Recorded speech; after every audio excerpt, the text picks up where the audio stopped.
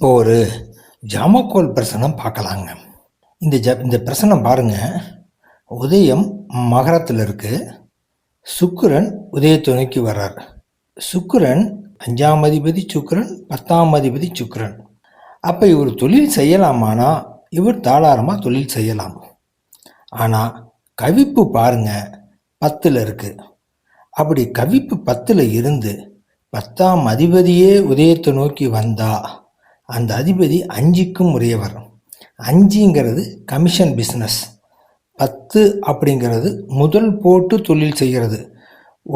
ஒரு டெபாசிட் கட்டி ஏஜென்சி எடுக்கிறது, இல்லை ஒரு ஃபேக்ட்ரி வச்சு நடத்துறது, இல்லை ஒரு ஒர்க் ஷாப் வச்சு நடத்துறது. இந்த மாதிரி ஒரு முதல் போட்டு செய்கிற தொழில் அதுதான் 10ஆம் பாவகம். 5ங்கிறது கைமாற்றி கமிஷன் மட்டும் வாங்கிறது.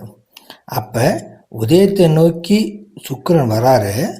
ஆனால் 10ல் கவிப்பு இருந்தால் இவர் முதல் போட்டு தொழில் செய்யக்கூடாது அப்படின்னு அர்த்தம். கமிஷன் அடிப்படையில் செய்யலாம் அப்படின்னு அர்த்தம். கவிப்பு சந்திரன் நோக்கி போகுது. அப்படி கவிப்பு சந்திரன் நோக்கி போனால் சந்திரன் உதயத்துக்கு 7 குடையவர்.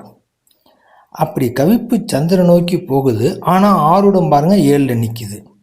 அப்படின்னா இவர் B2C, அதாவது பிஸ்னஸ் டு கன்சியூமர் அப்படின்னு டைரெக்டாக போகாமல் B2B, தொழில் செய்கிறவங்களுக்கு இவர் கமிஷன் பேசிஸில் செய்யணும்.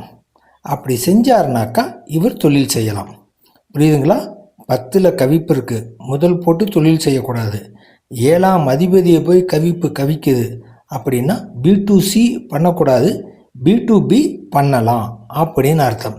இப்படி தாங்க பிரசனங்கிறது கரெக்டாக என்ன செய்யலாம், என்ன செய்யக்கூடாது, எப்படி செய்யலாம் அப்படிங்கிறத காட்டுங்க. நல்லதுங்க.